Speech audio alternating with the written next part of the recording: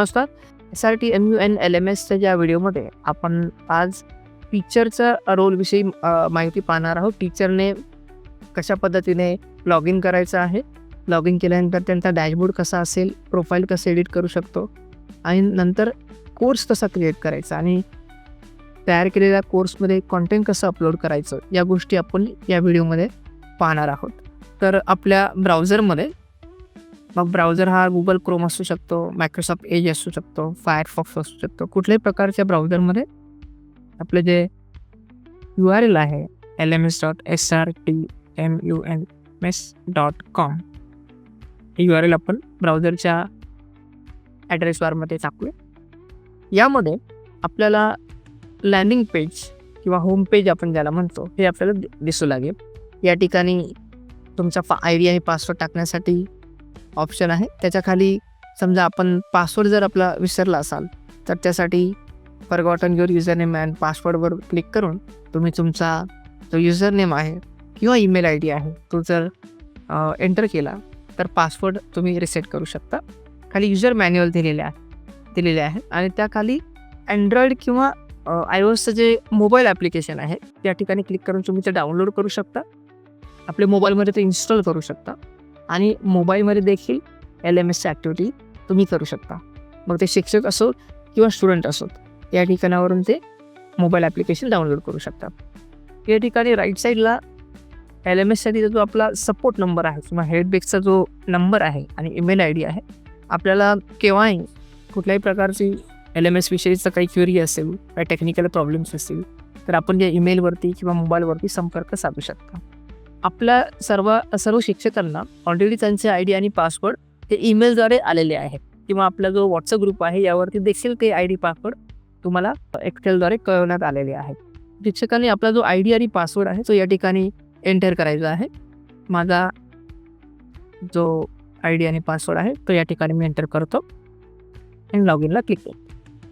आता log in केल्यानंतर टीचरचा हा अशा पद्धतीचा डॅशबोर्ड आपल्याला दिसू लागेल. यामध्ये लेफ्ट साईडला साईट, होम आहे, डॅशबोर्ड आहे, कॅलेंडर आहे, माय कोर्सेस आहे. काही जे कोर्सेस जे ऑलरेडी ज्या कोर्सेसमध्ये तुम्हाला ॲक्सेस आहे किंवा जे कोर्सेस तुम्ही बनवलेले आहेत, क्रिएट केलेले आहेत, ते कोर्सेस तुम्हाला या ठिकाणी दिसतील. तिथे उजव्या बाजूला आपल्याला प्रोफाईल दिसेल. त्या प्रोफाईलमध्ये आपण वरती क्लिक करून तुम्ही ते प्रोफाईल पाहू शकता. एडिट प्रोफाईलला क्लिक करून ते तुम्ही एडिटही करू शकता. मग ईमेल ID असेल, मोबाईल नंबर असेल, अशा पद्धतीने किंवा तुम्हाला पासवर्ड जरी चेंज करायचा असेल तरी तो पासवर्डही तुम्ही चेंज करू शकता. त्या प्रोफाईलच्या बाजूला इथे मेसेजचा ऑप्शन आहे. इतर शिक्षक किंवा स्टुडंट जे मेसेज आपल्याला पाठवतील किंवा मेसेजद्वारे जे कम्युनिकेशन होईल ते सगळं या ठिकाणी आपल्याला तुम्ही पाहू शकता. नोटिफिकेशनमध्ये इतर शिक्षकांनी किंवा विद्यार्थ्यांनी काही ॲक्टिव्हिटी केलेल्या आहेत तर त्या नोटिफिकेशनच्या माध्यमातून शिक्षकांपर्यंत पोहोचतात. म्हणजे विद्यार्थ्यांनी समजा एखादी असाइनमेंट सबमिट केली असेल तर नोटिफिकेशनच्या या आयकॉनवरती क्लिक करून तुम्हाला त्या नोटिफिकेशन दिसू लागतील. त्यानंतर सर्वात महत्त्वाचा जो टॅब आहे तो आहे साईट ॲडमिनिस्ट्रेशन. तिथे क्लिक करून आपण कोर्सेसला क्लिक करून मॅनेज कोर्सेस अँड कॅटेगरीमध्ये क्लिक करून आपण नवीन कोर्सेस क्रिएट करू शकतो. सो आपण या ठिकाणी कोर्स आपण क्रिएट करूयात. आपल्याला डावीकडे ते आपली युनिव्हर्सिटीची युनिव्हर्सिटीचं जे स्ट्रक्चर आहे त्याचा एक फ्लो आपण तयार केलेला आहे. या ठिकाणी त्यामध्ये SRTMU कॅम्पस त्यानंतर मग आपलं नांदेड कॅम्पस असेल, त्यानंतर NMDC हिंगोली असेल, सब कॅम्पस लातूर असेल, सब कॅम्पस परभणी असेल, असे 4 कॅम्पसची यादी आपण या ठिकाणी दिलेली आहे. आता नांदेडमध्ये परत नांदेड या कॅम्पसला एक्सपांड केलं तर मग त्याच्या आतमध्ये असणारे सगळे स्कूल्स हे आपल्याला स्कूल्स दिसतील आणि त्या स्कूल्सला परत आपण एक्सपांड केलं तर मग त्या स्कूलच्या आतमध्ये असणारे जे प्रोग्राम्स आहेत MCOM, MBA, PP हे प्रोग्राम्स आपल्याला दिसतील. सो समजा मी स्कूल ऑफ कॉमर्स अँड मॅनेजमेंटचा शिक्षक आहे आणि यामध्ये MCOM या प्रोग्रामच्या आतमध्ये समजा मला एक कोर्स समजा बनवायचा असेल तर MCOMला मी क्लिक केला.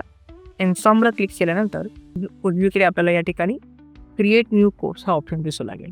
सो तुम्ही ज्या विषयाचे शिक्षक आहात, म्हणजे सुरुवातीला ज्या कॅम्पसमध्ये आपण आहात त्या कॅम्पसला क्लिक करून मग त्याच्या आतमध्ये असलेले जे स्कूल आहे त्या स्कूलला क्लिक करून मग आतमध्ये असणारे जे प्रोग्राम्स आहेत त्या एका स्पेसिफिक प्रोग्रामला क्लिक करून मग तुम्हाला त्या प्रोग्रामच्या आतमध्ये जिथे कोर्स तयार करायचा आहे त्या ठिकाणी येऊन आपल्याला क्रिएट न्यू कोर्सला क्लिक करायचं आहे. या ठिकाणी कोर्स मी क्रिएट करतो. आता इथे एम.कॉमच्या आतमध्ये मी कोर्स तयार करतो फायनान्स मॅनेजमेंट. ओके, हे झालं कोर्सचं full name. Short name FM असं आपण देऊया. म्हणजे फायनान्सचा M घेतला, एमचा मॅनेजमेंटचा M घेतला. समजा एखादं शॉर्ट नेम ऑलरेडी जर ऑलरेडी त्या सिस्टममध्ये टाकलेलं असेल तर या ठिकाणी सिस्टम तुम्हाला एक मेसेज दाखवेल की शॉर्ट नेम ऑलरेडी यूज किंवा ऑलरेडी टेकन म्हणून. त्यावेळेस तुम्ही ते शॉर्ट नेम बदलू शकता. आता यामध्ये कोर्स कॅटेगरीमध्ये आपल्याला इथे दिसेल की आपल्या कॅटेगरीच्या आतमध्ये हा कोर्स आपण बनवतो जे आपण सिलेक्ट केलं होतं ते ऑलरेडी ते सिलेक्ट आहे. तुम्हाला इथे बदल करण्याची गरज नाही. परंतु इथे या विंडोपर्यंत विंडोमध्ये आल्यानंतर तुमच्या समजा लक्षात आलं की नाही हे जी कॅटेगरी आहे ही चुकलेली आहे, मला वेगळी कॅटेगरी घ्यायची आहे, तर तुम्ही इथून ती सिलेक्ट करू शकता. ठीक आहे, या ठिकाणी आपण हे कॅटेगरी ठेवूया. Course visibility. यामध्ये कोर्स तुम्ही बनवल्यानंतर लगेच विद्यार्थ्यांना जर तो दाखवायचा असेल तर तुम्ही शो ठेवू शकता. तुम्ही जर हाईड केलं तर विद्यार्थ्यांना हा कोर्स दिसणार नाही आहे.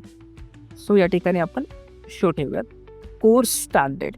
कुठल्या दिवशी हा कोर्स स्टार्ट व्हायला हवा ती डेट आणि तो टाईम या ठिकाणी तुम्ही लिहू शकता किंवा सिलेक्ट करू शकता.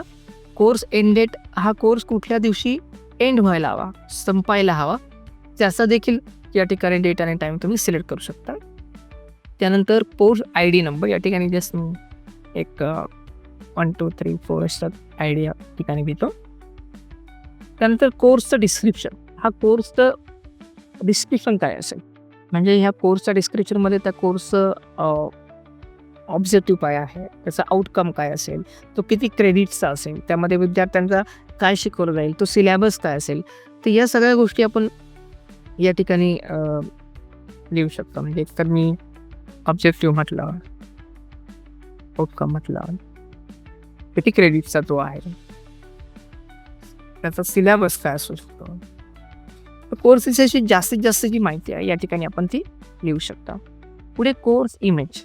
या ठिकाणी एक कोर्सला एक थंबनेल म्हणून इमेज आपण वापरू शकतो. तर या ठिकाणी एक इमेज मी एक अपलोड करतो.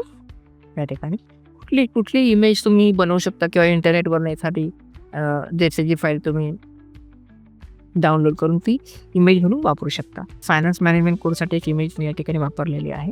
आता कोर्स फॉर्मॅट. कोर्स फॉर्मॅटमध्ये बेसिकली तुम्हाला विविध प्रकारचे फॉर्मॅट पाहायला मिळतील. शक्यतो इथे आपण कुठल्याही प्रकारचे चेंजेस करत नाही, कारण फॉर्मॅट हे आपण नंतरही चेंज करू शकतो. पण माहितीसाठी सांगतो, सिंगल ॲक्टिव्हिटी फॉर्मॅट असू शकतं, सोशल फॉर्मॅट असू शकतं, टॉपिक्सच्या फॉर्ममध्ये असू शकतं आणि वीकली फॉर्मॅट पण असू शकतं, म्हणजे वीक 1, वीक 2, वीक 3 वगैरे वगैरे. डिफॉल्ट जे टॉपिक्स फॉर्मॅट आहेत ते आपण या ठिकाणी ॲज इट इज ठेवूयात. नंबर ऑफ सेक्शन हे तुम्हाला त्याच्यामध्ये किती टॉपिक्सचे सेक्शन असायला हवे हे तुम्ही आता मी as it is number of section जे आहे ते 4 ठेवतो, पण नंतर तुम्ही ते कमी जास्त करू शकता. सो यामध्ये कुठलेही चेंजेस करण्याची तशी इथे गरज नाही आहे. त्यानंतर ॲपिअरन्स आपण चेंज नाही करणार आहोत. यामध्ये सगळ्यात महत्त्वाचं जे आहे सगळ्यात शेवटी ते आहे set credit points. So credit points यामध्ये आपण हा किती क्रेडिटचा कोर्स आहे ते फक्त पॉईंट्स या ठिकाणी आपल्याला टाकायचे, जेणेकरून की जेव्हा पूर्ण होईल हा कोर्स तेव्हा त्या विद्यार्थ्या त्या LMSच्या लॉग इनमध्ये त्याचे 4 जे क्रेडिट्स आहेत ते त्याला दिसू लागतील. हे क्रेडिट जे आहेत हे फक्त LMSच्या लर्निंग पुरतं मर्यादित आहेत. म्हणजे याचा आणि अकॅडमिकचं जे मार्कशीट वगैरे असतं किंवा सर्टिफिकेट असतं तसं त्याचा काही संबंध नाही आहे किंवा कनेक्शन नाही आहे. आपण हे म्हणतोय की हा जो कोर्स आहे हा 4 क्रेडिट्स आहे. मुलगा जेव्हा सगळ्या कोर्स पूर्ण करेल, सगळ्या कॅटेगरीज, बुक्स, व्हिडिओज पाहून जेव्हा पूर्ण करेल, त्यामध्ये एक्झाम असेल तर एक्झाम जेव्हा देऊन पूर्ण करेल तेव्हा त्याला कोर्सच्या वरती टोटल क्रेडिट असा एक ऑप्शन असतो, त्याच्यासमोर 4 असं त्याला ते ॲपियर होईल. ओके, सो या ठिकाणी आपण सेव्ह अँड डिस्प्ले करूयात. आता इथे short name is already use असं म्हटलं, तर या ठिकाणी आपण फायनान्स मॅनेजमेंट कोर्स असं म्हणतो FMC आणि 7 डिस्प्ले करतो. ओके, कोर्स ID नंबर देखील ऑलरेडी हा घेतलेला आहे. सो आपण एक वेगळा ID देऊयात, 121 देऊयात. ओके, तर या ठिकाणी आपण कोर्स क्रिएट केलेला आहे. या ठिकाणी आपण कोर्स आत्तापर्यंत फक्त क्रिएट केलेला आहे. यामध्ये आता पुढची जी आहे ती आहे कोर्समध्ये कॉन्टेंट ॲड करण्यासाठीचं.